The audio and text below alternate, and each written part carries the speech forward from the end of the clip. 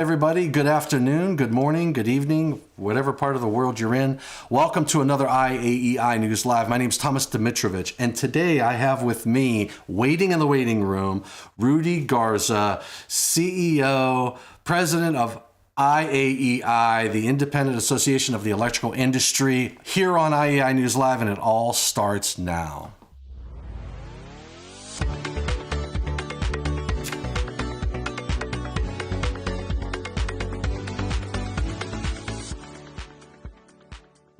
All right, Rudy Garza. I have the Rudy Garza. Welcome. Thank you, Tom. Well, it's a great pleasure to be here with you and great honor to finally be on IAEI News Live. And let me tell you, Tom, what the bigger honor is to be the president CEO of this organization. It's such a tremendous organization with such a rich history dedicated to electrical safety. So that's my biggest honor, but it is an honor to be on your show. Thank you for inviting me. Well, thank you for volunteering to be another victim. I have my first aid kit here ready in case we get any chats, some questions. Well, Lou, interview that I'll be able to answer. We've got Lou Petrucci. He's online. He says, hello, everyone from Johnston Senior High School. So hopefully everybody out in the senior high school is watching right now. We're probably on the big screen. They're probably all in the auditorium watching Rudy and Tom talk. So, Rudy, so let me know, how long have you been steering the ship or leading our illustrious organization? That time that I was brought on officially, my first day on the job was June 1st, 2000. And if you look back at that date on the calendar, what that's going to put you in. June 1st, 2000? Yes. So what you'll see is that was dead smack in the middle of the pandemic. 2020. Yeah, I'm sorry, 2020. I was like, man, 2000, you've been here for 24 years. 2020. YK2. No, the pandemic of 2020, I'm sorry. Yeah. So onboarded June 1st. Everybody was working remotely, but in order to develop a relationship with the staff, we convened the staff to come back to the office. I felt that was imperative. We followed all the protocol necessary to maintain a healthy work environment. And so everybody was back in the office. You know, that's interesting because when I talk to some of our members, they don't realize that IAEI staff was in the office on June 1st of 2020, while a lot of people were still at home. Yeah. And now we did go remote for about 4 or 5 months before I arrived. And, it took a toll on some of the items, some of the operating procedures at the organization, as it did with a lot of companies around the world. But once we got back in the office, I think that everybody was able to gel as a team with me as the new coach. Yeah. So it's been a tremendous ride for the past 4 years. Yeah, that's a rough way to start an organization, and especially in the role that you're in, where you really have to get your arms around understanding what we've been doing and where we're going. And because we have to establish a good direction. You've got to make sure that the team is working at peak performance. And to come in at a pandemic, that had to have been a nightmare for you. But you've done well. It was a challenge, but I enjoy a challenge. That's why I accepted the position. One of the things that one of the controversies, of course, when they hired me, when this board, the previous board selected me as the CEO, was that I had no electrical background.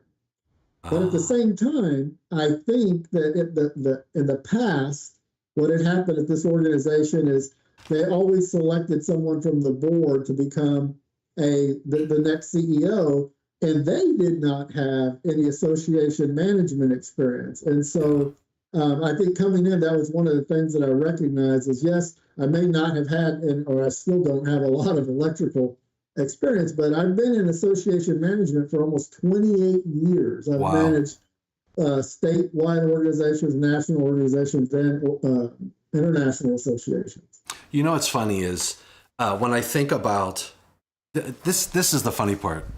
When you think about in the electrical industry, we always talk about when you need something done, if you're going to do something, make sure you have a qualified person. Right? Right. Okay. And we talk, I mean, on our channel here, and many people in the industry who teach 70E, 70B for maintenance, and even the National Electrical Code, we talk about the qualified person.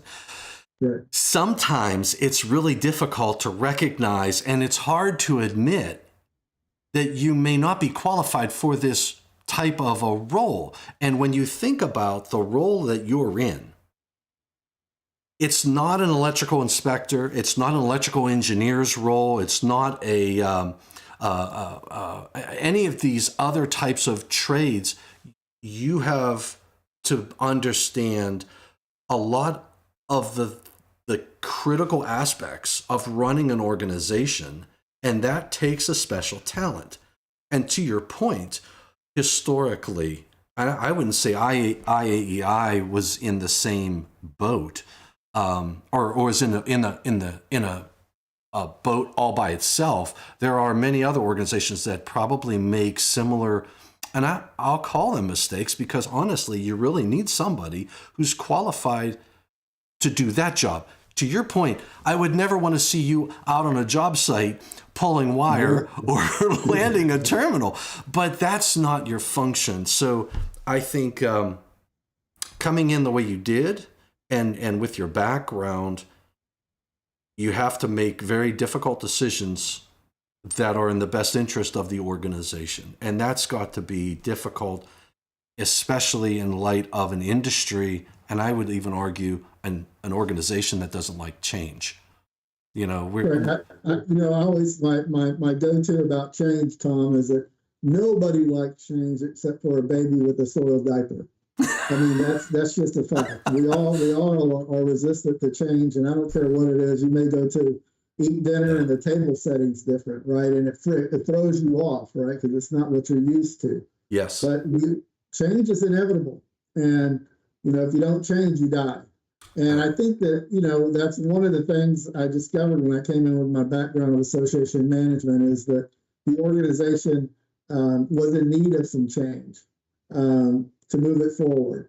We continued to lose membership for almost 20 years.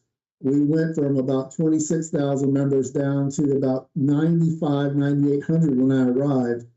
And there was a historical loss during those 20 years of about 600, some years 600, some years 800 members. It was a steady decline. And the definition of insanity is that you keep doing the same thing over and over again and expect different results. And so there was a necessity to come in and implement some changes to try to turn that. There's a term in aviation called the death spiral, and that's when your plane starts spinning and heading towards the ground at such a velocity that it's at some point you can't pull it back up. Right. Right. And we were almost in that death spiral. Yeah. And something needed to change. The rudder needed to change direction. We needed to pull back on that stick and at least get the plane level, right? Mm-hmm. And that's what we were able to do during my, the first year that I was on board. We were able to get the plane level. And now, finally, Tom, after 4 years, we've actually started to see an increase in membership. Yeah. Now, again, when you dive 20,000 feet, you don't gain 20,000 feet overnight. It took 20 years to lose all those members, and it may take 20 years to get back up there, but you've got to level off that plane. You've got to pull back on the stick, and you've got to start climbing. And I think we're headed in the right direction.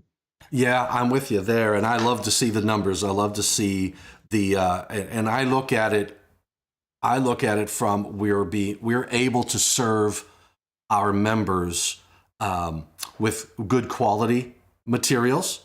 And just the fact that we're in existence and we are growing in our membership, we're getting more members, we're getting more of an audience. And I would say if we have X amount of members, we probably have 2X or 3X actually individuals who are out in the industry who are enjoying the fruits of the IAEI, but yet might not have taken the dive in to become a member. So we're on. I love the fact that we're on that journey, and it's a good journey. Now, one of the very difficult decisions I know the board made was to change the name. And that has been very controversial. I've heard positive things. I've heard negative things. I've heard some people are just like, hey, it's the IAEI. Whether you're the Independent Association of the Electrical Industry or the International Association of the Electrical Inspectors, I'm going to be a part of the IAEI, and I enjoy the camaraderie and partnerships and friendships. But I know that's been a challenge for us in our industry. Do you have any thoughts on the name change and some background there? Do I have some thoughts? I'll share some of them, but not all of them. Yes. So, Tom, I think one of the things that needs to be made clear is that that's not a decision that was taken lightly by this board of directors. And that's not a new idea to change the name. That idea, I went back and looked at some board minutes all the way back to 2011.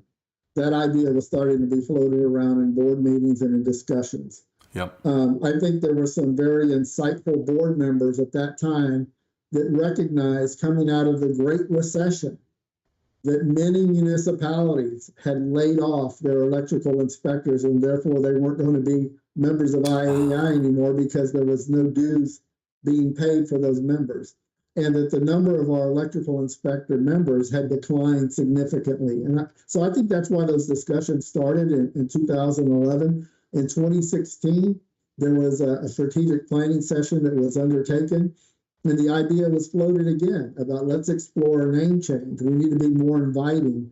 They were, at that time, I think we were about 40% electrical inspectors, maybe even 35. So our electrical inspector membership was continuing to decline along with the general membership number. And nothing happened at that time, but we had another strategic planning session in 2022. It came up again as a priority, all for the same reasons. We now have about 29 to 30% of our membership as actual electrical inspectors. But we appeal, as you said, to the broad spectrum of electrical professionals.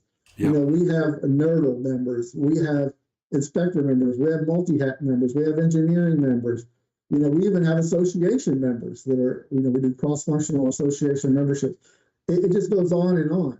And the thing that struck me the most, and particularly Michelle, our membership director, when we would go to meetings, Tom, we would sit in these meetings and we would ask for a show of hands. Mm-hmm. Who was a member, who was not a member? And these were section, chapter, and division meetings. And it never fell maybe anywhere from 20 to 80% of the people sitting in these meetings for trainings from IAEI were not members. Yeah. Not members. And we would ask a very, very poignant question: why aren't you a member? Well, I'm not an inspector. Over and over we heard that. Well, what do you mean you're not an inspector? No, I can't join. I'm not an inspector. I come to your meetings. I enjoy your training. Sure. But your name says International Association of Electrical Inspectors. I'm not. And so that was another factor that precipitated us changing the name to the Independent. And I need to correct you on this. It's Independent Alliance. Oh, that's right. Alliance of the Electrical Industry. Jeez. Electrical Industry. I had stage fright. That's okay. You're only on the board. So we went through a long discussion at a mid-year meeting last year and decided just to pull the trigger. A lot of thought went into the name. Yeah. And you're right. When it was announced, now we kind of started to leak it out little by little, the name was changing. Yeah. When it was finally announced, I would say and I'm not exaggerating, for every one email that I got that was angry, disappointed, there were 20 emails that were supportive and positive. That this is something that a lot of our membership embraced, a vast majority of our membership embraced. But as you know, the squeaky wheel gets the oil, and we had a lot of squeaky wheels. Yep. I think we've oiled a lot of those squeaky wheels over the past 6 months, and kind of explained and told the story. I did a video at the beginning of the year. I remember that, explaining why.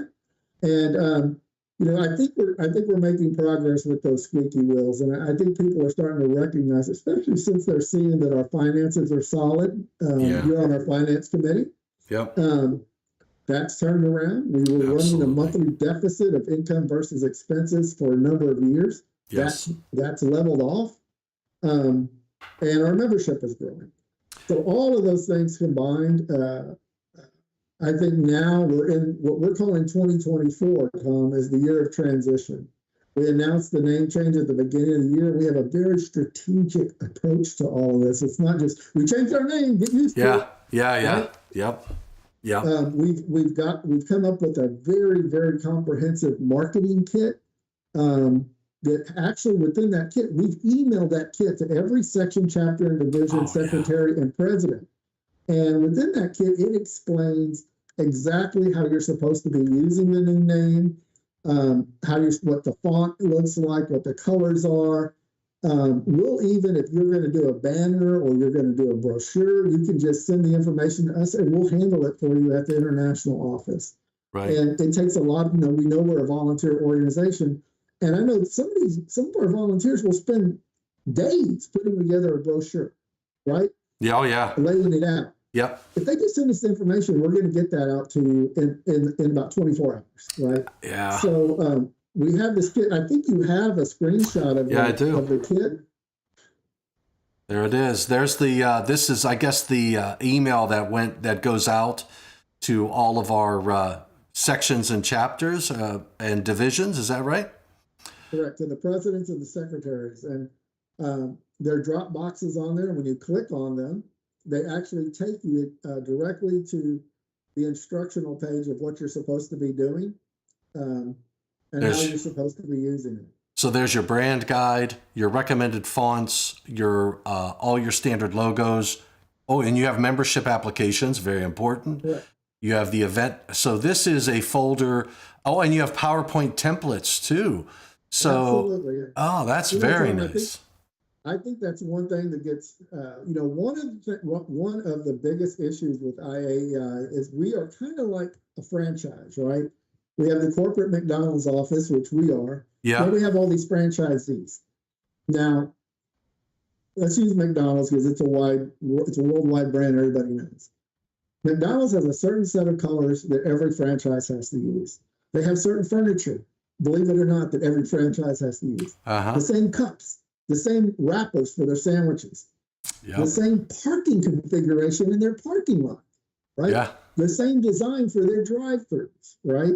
I mean, and what that does is every time you see a McDonald's, there's no question in your mind, that's a McDonald's, right? Yeah. And that's that consistency of brand that builds brand awareness. Right? Absolutely. And so that's why we want all of our sections and chapters and divisions to be unified in what we look and feel and sound like. And one of the things that you just brought up is our PowerPoints. We often have outside presenters come into our meetings and make presentations, and you would never know that they're doing an IAEI presentation because they use a different PowerPoint design. Sure. So even that is incredibly important to have them transfer their PowerPoint onto our slides so that the audience member, those 80% of non-members that are at our trainings, that as they're looking at these PowerPoint presentations, these educational presentations, maybe even done by Eaton, right? Right. It's being presented by Eaton, but it is on an IAEI PowerPoint stack. So they continue to see the IAEI over and over on that stack as a non-member sitting in the audience that builds that brand awareness in their mind. Right? That's a good point. Yeah, so those are the types of things that, again, no knock. You don't want me wiring your house. Trust me. You don't even want me plugging anything into your house. Absolutely. But with 27 years of experience in association management, business management, business background, those are the types of things that are important to this association to build brand awareness. It was. We just, you froze up. The premier electrical safety organization. That's all right. I saw myself. There was a time when IAEI was the premier electrical safety organization internationally. And back in the 2000s, right? Early 2000s, mid 2000s, and our brand just diminished. And I think part of that is because we had so many different sections, chapters, and divisions doing their own thing under the IAEI name. Yeah. Right? Yeah. So you had that McDonald's who now painted his store black and gray, was using his own wrappers, serving chicken, in a bucket, perhaps, just diminishing our brand and our quality. Absolutely. And so this marketing plan that we've put together is all designed to enhance the IAEI brand and bring it back to where it once was. Yes. Now we have a question. Dwayne Herb is asking about, is NFPA a part of IAEI? So I can answer that completely. let's talk about that. And what I would like you to do is work in, because I've heard a lot of misconceptions about the relationship we have with ICC as well, right? So we have an existing relationship with NFPA, ICC, NEMA, and other organizations. So can you elaborate just a little bit on that? Our partnerships out in industry and our relationship with these groups. So all of those organizations that you just named are all part of what we call the electrical safety space, right? We all are cousins, right? And just like in a family relationship, you have stronger relationship with some cousins than you do with others. Mm-hmm. And that's how we are. I mean, we have relationships with NEMA, NECA, NFPA, ICC, IBEW, the independent electrical contractors. I mean, all of those, we have some type of relationship. We have formal relationships, contractual relationships right now with ICC and NEMA, meaning that we exchange certain things for certain things. And one of the things that happened when we first were trying to correct that death spiral is we recognized that we needed some help from an outside organization who was financially strong and stable to come in and help us pull that rudder back, because we weren't going to be able to do it ourselves. And what I mean is the finances were such, Tom, that we had to reduce overhead. And the only way to reduce overhead, obviously in any company, the biggest portion of your overhead is personnel, was to reduce our overhead and personnel costs and to find a partner who was willing to assume some of those duties that were being undertaken by IAEI personnel in exchange for something that we could offer them that was not money, right? Right. And we were very fortunate that ICC stepped up to the plate. We put out an RFP. Everybody got this RFP. I mean, you name any organization. I mean, UL, CSA, we sent it to everybody. But ICC is the one that came back and literally told us, what do you need? We value IAEI. And we need to, and for ICC, they needed to enhance their presence in the electrical space, right? And so we worked out an agreement, and it worked out great. We were able to turn over some of the duties that some of our staff were doing to ICC. They filled in those voids, and we were able to pull that rudder back. And that's what has gotten us stable financially, and now we're even growing financially. One of the things I tell this board, and you've heard me say this, Tom, because you're on the board, is we only control what we control, right? Yep. In your life, you can only control what you control. You can't force somebody to be your friend. You can't force your cousin, right? Even though they're your cousin, to like you, right? Yep. And so we try to be friends with all of our cousins. We're out there like, hey, you want to partner? You want to partner? And some say yes, and some say no. Sure. And it's their right to say no. Yep. And we've had a few that have said, no, we don't like the direction you're going in. And we're like, okay, that's fine, but we'll move on. You know, this organization is almost 100 years old. Yeah. No, you're absolutely right. Organization to dictate the future of this organization. And absolutely. So we do have relationships with our cousins, but we're not part of them, and they're not part of us. Yeah. So you have, like you said, you have NFPA, which is an organization. IAEI is an organization. ICC is an organization. IEEE. These are all separate entities working with their own visions and goals and objectives and all that jazz. IAEI, which I think strengthens the reason why we selected the word independent alliance, is that we have people who are members of NFPA, ICC, and we're growing those multi-hat inspectors who are looking at electrical, and plumbing and everything else, and we're trying to capture more of the mind share from those individuals, and the avenue to those individuals is through the ICC. So we're building those bridges. Also, IEEE.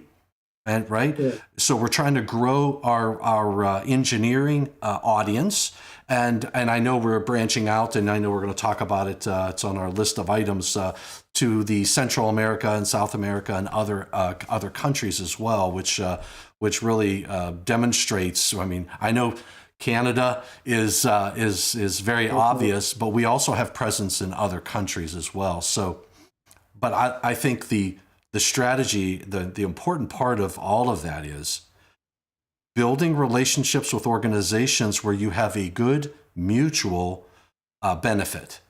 And Sure. and I think that the relationship we have with NFPA, the relationship we have with ICC and NEMA, right? Very mutually beneficial for all organizations involved in their own individual relationships. So. And I think that speaks to the Independent Alliance. The first two word changes in our name, and I know that was a point of all of our discussions. You know, it's not that you have just electrical inspectors sitting at the table and involved with education and whatnot. It's just like IEEE. I mean, it's, when I look at all these other organizations, IEEE, I'm a member of IEEE as well. There are electrical engineers. Remember, that is the Institute of Electrical and Electronic Engineers. There are mechanical engineers. There are inspectors. There are electrical contractors, electricians who are a member of IEEE. Absolutely. So that membership there is diverse just as well as others. And for some reason in our industry, they see that word inspector and they think, that is just for electrical inspectors, and I think we've done a good job in changing that perspective. I've preached to this board that one of the things that I recognized as soon as I came in here is that our diversity was not a weakness; it was our greatest strength. Mm-hmm. I mean, you can come to one of our meetings and talk to somebody who manufactured a product, somebody who installed it, and somebody who inspected it, all in 1 hour. Right. Yeah. And share ideas and talk about, hey, I saw this in the field, and I saw this installed incorrectly. You manufacture it, so what those discussions are there, and that's what makes us independent. Also, is we don't take a side.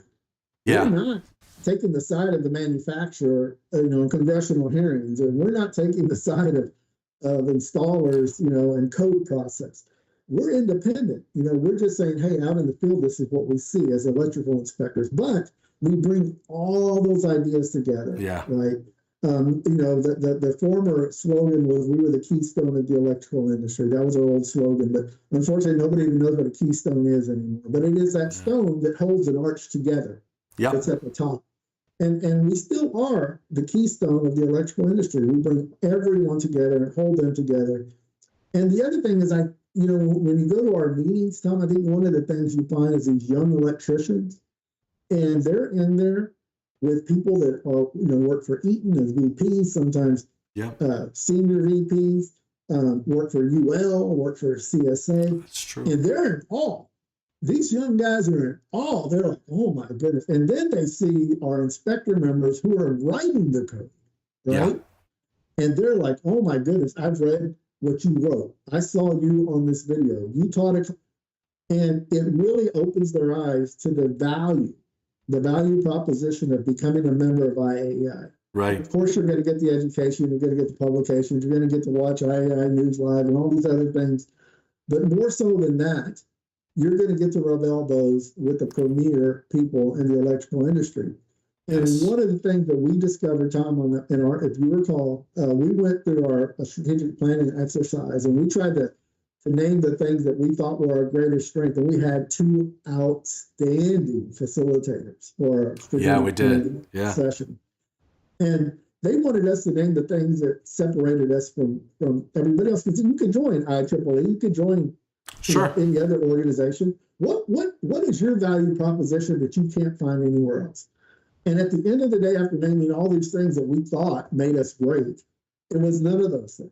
What made us, differentiated us, is that we were diverse. that you could come to, anybody could come to our meetings. That was a strength. That we were independent, that we didn't take a side. You know, we were just an independent organization.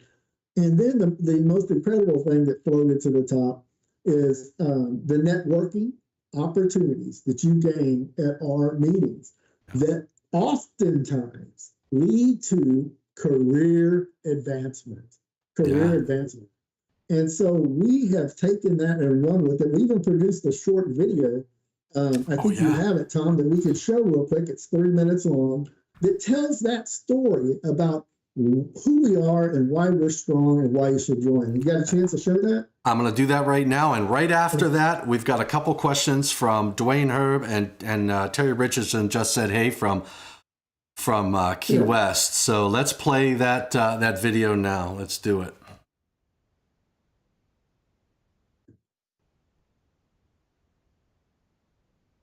Since becoming a member, I've been able to engage with the top code professionals in the industry, and I've met really terrific people that I would consider to be my friends and my mentors. All of these really tremendous people and really knowledgeable people are there to help guide me along my career. And that's what makes IAEI different. They pride themselves on creating a space, creating a meeting venue where innovation can take place. I joined IAEI over 30 years ago. I became a member because the organization I work for recognizes the importance of partnerships, of our stakeholders, and collaboration. Go to your local IAEI meeting and go to a section meeting. Talk to the people, meet the people. You're going to find people that you can interact with that are willing to share their knowledge, take you under their wing, and help you in your career. I would not be where I am without the training, the networking, the opportunities that IAEI has given me to help me be better at what I do. Benefits of being a member of IAEI include access to the best training in the country, hands down. People are willing to share. It's about sharing knowledge. We're sharing our experiences, sharing our understanding, sharing our thoughts and feelings about issues related to the code. The IAEI to me is a way in, a way to access this codes and standards world. This way to become more knowledgeable about your industry. The IAEI has a lot to offer as a whole, but speaking to our local chapter and what we do, we have at least 8 meetings a year. You get to meet vendors at these meetings. You get presentations from recognized code professionals. And it's just a very educational experience, and everyone really enjoys it and learns from it. Our board today is welcoming change, looking at new innovative ways of doing things. It truly takes a village, and together with our stakeholders, with our membership, I'm really excited about the future of IAEI. I joined IAEI as a contractor. I saw things there that impressed me and made me decide, I guess in the back of my mind, which direction my career was going to head. And I believe that's why I'm where I am now. So without IAEI, I wouldn't even be close to where I am now in my career. And without IAEI, I would not have been able to develop as the inspector and plan reviewer that I am today.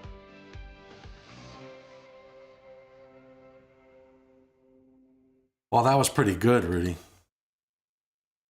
I tell you,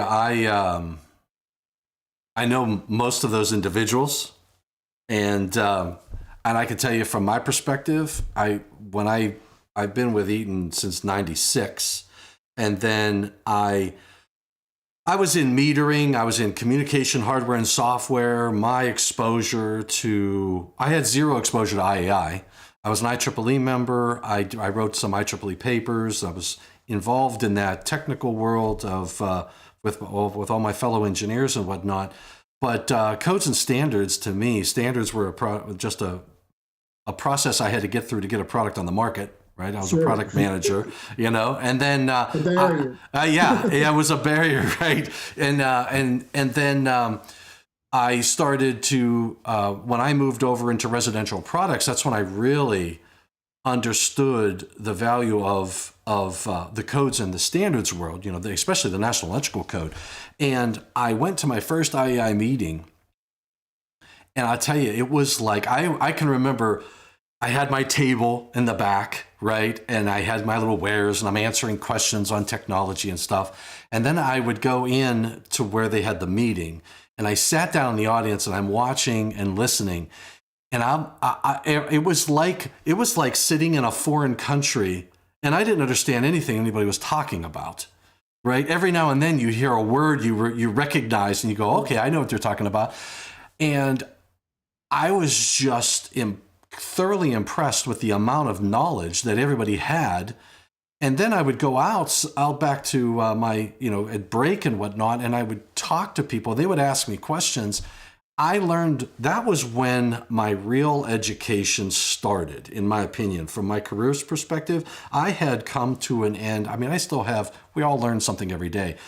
But when it comes to the practical applications of products in the field, it was at those meetings, it was like a drug. I became addicted to going to those because I'm like, who am I going to meet? My Rolodex got larger. And when I got questions from my internal people in my organization, they would ask me questions about either the code or a standard.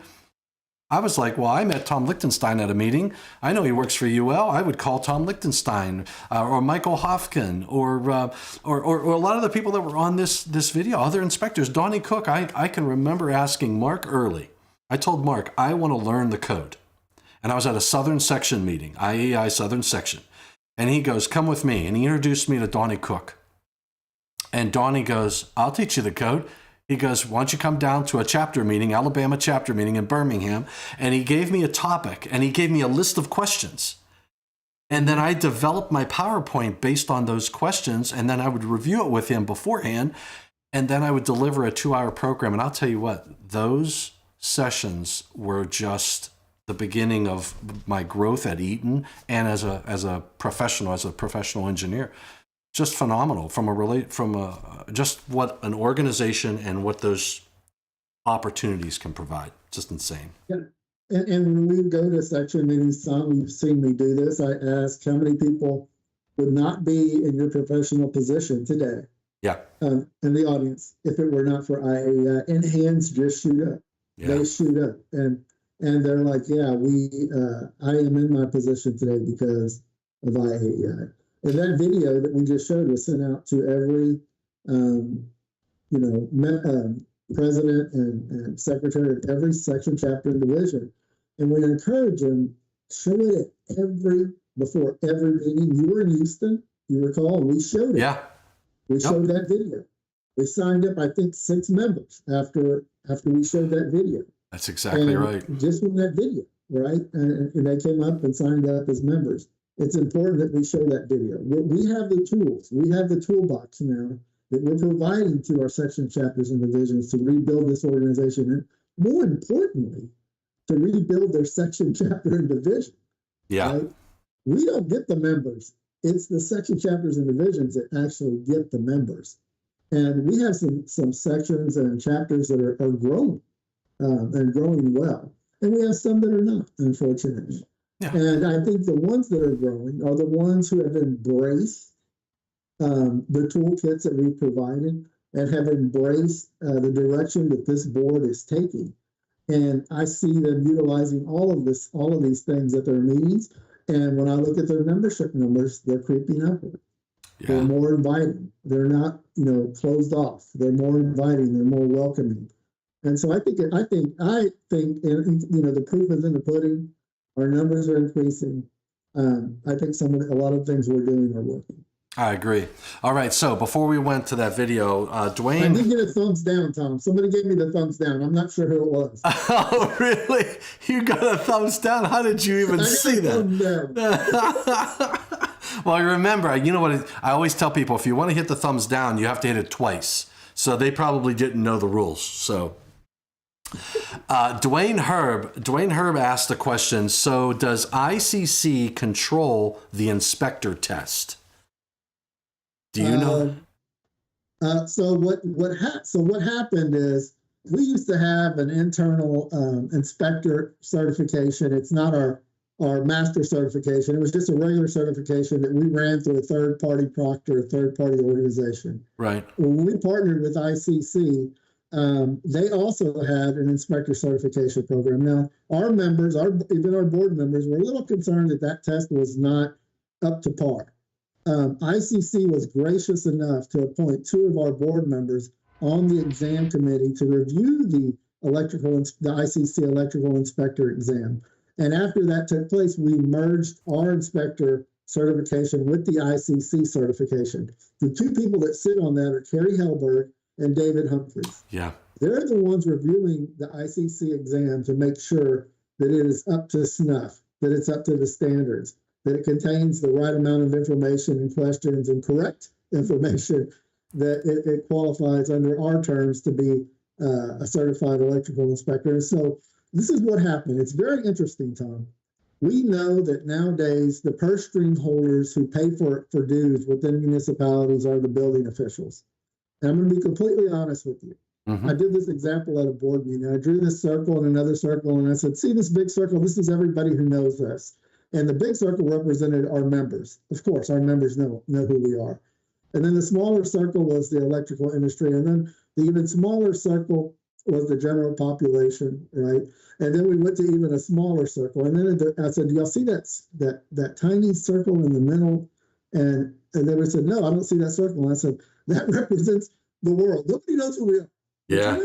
Building officials know who we are. I mean, know the identity of is ICC.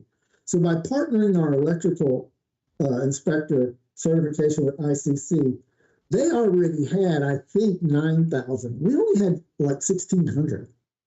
So what happened is anybody who was certified with us and certified with them got grandfathered in. And now those 9,000 that had ICC certifications on their walls now have IAEI, ICC certifications. So now when that building official walks into that office of whoever that is, whatever kind of inspector he is, and sees that certification, he's starting to see IAEI's name right next to ICC. And that gives our organization validity in that space of building officials. And hopefully that also allows them to start paying for travel for their staff to our meetings, right? And membership for their staff to join our organization. So that's the strength that we've gained through our relationship with ICC. So yes, we do have a joint certification program with ICC. Okay. They do proctor the exam, but we have 2 of our outstanding people in the industry, Dave Humphreys and Kerry Hellberg, reviewing those exams to make sure that they're up to snuff. Excellent. And you know what? That's a very important part of a relationship, you know, to just keep each other in check. And then that's the mutual benefit that they have, because if their program if their testing and whatnot wasn't up to snuff, then that would hurt their reputation. And we can bring that from the electrical experience Absolutely. to the table. So, Definitely. well, so that's, you said David Williams and David Humphrey? No, Dave Humphreys and Kerry Hellberg. Oh, and Terry Hellberg. Okay. Kerry Hellberg. Carrie, jeez, she's gonna slap me next time she sees me. I know, she's on the board. Tell me. Jeez, I'm just all right. So let's get back on track. So we talked about the new name. We talked about the strategic plan, and we're in that process of implementing. We shared and discussed the resource from the marketing collateral perspective. How about this new Electricity program? I'd love to hear more about that. Oh my goodness. So I think, it's great when we're able to attract, 1 or 2 new members, or when a member goes out and gets a new member, or we're having a meeting, like I was just saying, and we sign up 4 or 5 new members after that meeting. That all adds up, but we're losing members because of the retirement of so many of our members and the average age of our membership, leaving the industry at a pace where it's almost 2 to 1. I mean, we literally have to go recruit a new member because we're losing 2 for that 1, right? Yeah. So we had to create a program that could go out and get large numbers of new members. And that's what the Electricity program is designed to do. It's a joint program. If you become Electricity certified by ICC and IAEI, what it is, if you sign up 25 or more of your employees as IAEI members, they not only get the regular benefits of being an IAEI member, they get a reduced introductory membership fee. And we're going to go on site if you have 25 or more new members, and we'll do a training on site for your members. And right now we've engaged Michael Hofkin, who has recorded the basics of electrical inspection for us. And he will be going on site to various cities who sign up as Electricity members and doing that on site training. Then, if we get enough clustered new cities signing up, then we can actually start to formulate new chapters. So the very first city that jumped on board was the city of Austin, Texas. And we signed up 44 new members with one city. Wow, that's awesome. And they're all on a renewal. They're all on an automatic renewal, right? And so it's paid by the city on the city credit card, right? I've asked a lot of people, you know, another instance where we've signed up 44 members at one time? No. I can't do it. So if you exponentially, let's say we get 10 cities to sign up 25 members over the next year, we're piloting it in Texas. That's 250 new members, right? Yeah. That's how you get big numbers of new members. You got to come out. You got to think outside the box, right? You can't think of onesie twosies. No, how do we get 30 40s? Absolutely.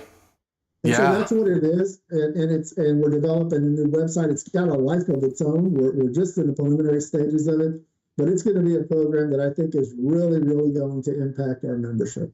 So if let's say that I'm in a city and I'm watching this, and I think that there may be an opportunity, what does somebody do to harness this? Do they reach out to Michael Hofkin? Do they go call the IO? No, they can go to our website, click under membership, and there's an Electricity icon. And again, the program is just in its infancy stage. We only have one city. It's going to be our pilot city, where we're going to do some case studies on the city of Austin, some testimonial videos from the city of Austin on why they're doing this, why they want to be an Electricity certified city. And it's all based upon this. I was talking to the city of Austin development director, and I said, how many times have you had an electrical inspector retire, and you've had to go to some guy that's been doing framing inspection and tell him, guess what? Now you're doing electrical also, and it happens more often than you even want to imagine. Oh, I can imagine that. Yeah, and so he's like, man, he says it happens. I said, now don't you want that framing inspector to have at least some basic knowledge of what he's supposed to be looking for? Right? Yeah. In electrical inspection, now that you have him out there doing it. And so that's what it's all about, is making sure that these cities are safe for the residents, and both the residential and the commercial sectors. That's perfect. Now, so I just went and looked at this. Is this the site that you're talking about? It is, and again, that's our infant site. We're actually building a completely different website specifically for the program off of the IAEI website. It's going to be a different website that'll link back to the IAEI website. Okay. And again, our relationship with ICC, our partnership with ICC, weighs heavily on a decision whether or not a city wants to join the Electricity program, because it's an ICC IAEI program. And so even though they may not know who IAEI is, they know who ICC is. These are building officials do. That's perfect. So that's a huge, that really helps. I think it helps me. The challenge we have so many different members, right? And they're all doing their jobs on a daily basis. And then they peek and they get a little window into the IAEI and what's going on. That little discussion there this is a good example of how we're leveraging our relationship with ICC, right? Yeah. And the benefit it can have to our membership. 40 plus people at one meeting. That's huge. Yeah, so yes, tomorrow, Thursday, we're having a joint meeting with ICC, with their marketing department, and we're going to work out the logistics on how they can start promoting the program. Right now, we're the only one promoting it, but how can they start promoting it? It's a multi-layered approach. One of the things that we're trying to do, what we've established this year, is we are the title sponsor of the Building Officials Association of Texas conference. So we'll be introducing this program to probably 100 building officials in the state of Texas and trying to recruit them to join. And with ICC standing not behind us, with us, not in front of us, but beside us. Yeah, that's promoting big. The program also. That's huge. That's very important. Yeah, good, strong partnership is really good. All right, so now, okay. That brings us into another topic, expanding our partnerships with other organizations. So we've got ICC, NEMA, right? I know we just signed Memorandum of Understanding, I believe, an MOU with NEMA, didn't we? Correct. Yep. And then Deborah and I actually just spoke about renewing that. I was hoping we could renew it at the NFPA conference, but unfortunately she's not going to be attending. So we'll set up a time to renew that contract. It was just 1 year and it's expired. But yeah, like I said, part of our strategic plan, one of the goals was to expand our strategic partnerships. We can only partner with those who want to partner with us. Yeah, absolutely. We can't force people to be partners with us. We can extend as many olive branches as we want, but only those people that feel like we have something to offer in exchange for something they can offer us. Will we partner with, and that's our goal. As you know, we're going to be partnering with the Engineering Association down in Costa Rica, signing that memorandum of understanding at the NFPA conference next month, and they are going to be promoting IAEI to all of the engineers in Costa Rica. One of the things that's interesting that came out of our discussions is in Costa Rica, to be an engineer, you have to be a member of their organization. Yeah. I thought that was fascinating. Could you imagine if that was the case here? If every electrical inspector had to be a member of IAEI? No, man.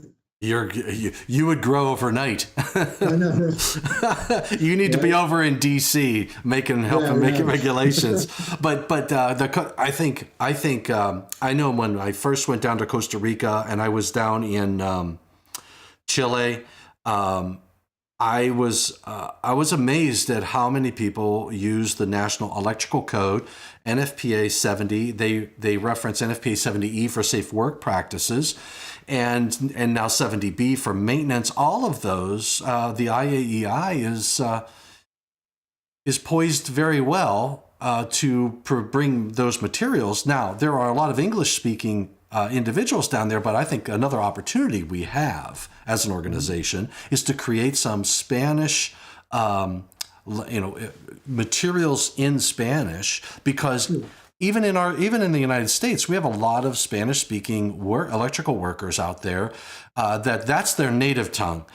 Right. So when they sit in a meeting and hear a person like myself or Vince Delacroce or other people speak, and we talk fast, they may pick up some words, they may lose some words, and when it comes to electrical safety, it's really important that we have that connection with the audience. So, my personal opinion is I think our relationship with Costa Rica and our Central America and Southern American partners is going to help benefit the IAEI as well. By hopefully getting some materials that we can share globally as instead of just in one country. So, right. And Tom, we talk about partnerships. Our partnerships are not only with other associations, and you're a perfect example. Eaton is partnering with us, and I hope you don't mind me saying this. No, you're traveling to Costa Rica to promote IAEI in about a month and a half, I think. And you've already gone once with Paola, our marketing director, to promote IAEI. That's right. And Eaton is covering your costs. Absolutely. Right? We offered, let us, and it's within Eaton's budget to support our organization. So we not only partner with other associations, we consider private companies who are part of IAEI also Yes. are partners. You just heard me say Michael Hofkin is going to be teaching the classes to all the cities who join the electricity program. We're not paying a salary to do that. They're paying a salary. We are Absolutely. partners with you. So there's, now is that in writing? No. But there are unwritten partnerships and support that we get from so many different organizations. Yeah. You know what it is too? You take a person like Michael, and I know Michael personally. He's a strong individual. He understands the value. Once you understand the value, and it's a back and forth. You're going out, you're representing the IAEI, you're relaying information, you're building those relationships that not only help the IAEI, but they help the individual, right? Okay. So you look at it, or the organization. You figure, they're going to say, "Hey, Michael, who are you with?" He says, "I work for UL, but I'm here representing IAEI." So that is one of these things where, to your point, it's an organization that is willing to support the individual who is supporting another organization because they all see the value in that relationship. It's huge. Absolutely It huge. is. It's a big deal, and I think that's why I continue to say our diversity is our strength. Yes. It's not a weakness. At one time, yes, we were strictly I was talking to one of our longtime members, and I asked him, when was the last time that we were actually a majority inspector organization, member organization? And he said, I've been here since the 70s, and it wasn't back then. No. So that's not a knock against the organization or anyone else. It's just the changing demographics of the profession. Right? Yeah. It's the changing demographics of the profession. In order to stay relevant, you have to change with the times. Right? Yep. And that's back to the new name, the new marketing. I want to touch on one last thing, and then please. into an hour. And that is one of we have been extremely fortunate to hire some good people recently. And one of the people that we've brought on board that you've had the pleasure of spending some time with is Paula Lamas. Yeah. She's a marketing expert. She used to work for a company called Yum Foods. Yum Foods owns, I think, KFC, Pizza Hut. Not exactly sure who else, but they own a lot of restaurants. And she was in charge of getting all of the Latin American franchisees, kind of trying to get them on the same page because they were doing their own thing. Sound familiar? Yeah, absolutely. They were all out there doing their own thing under, the Pizza Hut brand. Yeah. Maybe they were selling tacos too. I don't know. Right. Right. Sounds familiar, right? Kind of what we've had going on. So it was diminishing their brand. Yeah. And she was able to go out there and try to bring these people back in line with the messaging and the brand marketing. And so we brought her on board. She's done an outstanding job. One of the things that I discovered when I came on board, and it was a shock, we had little to almost no presence on social media. Oh yeah. It was amazing. I was like, where's our YouTube channel? Where's our Facebook page? Oh, there's our Facebook page. Nothing's been posted in 2 years. Nothing's on it. Yeah. No, what's on it? Yeah. Now we're everywhere. You can't turn on LinkedIn without seeing IAEI. It's true. On LinkedIn, we're like boom, boom, boom, boom, every feed. Brand awareness, consistent messaging, consistent logo, consistent messaging. Right here, YouTube, IAEI Live, right? News. Yep. Boom. Consistent messaging, consistent. And that's how people, it's just like Coca-Cola. You see it, you know it, you want it. Absolutely. And that's what we're trying to build with IAEI. You see it, you learn it, you know it, you want to be part of it.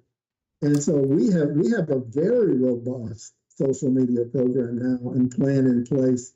It's hard to get away from us now on social media. And we all know that's the way people communicate.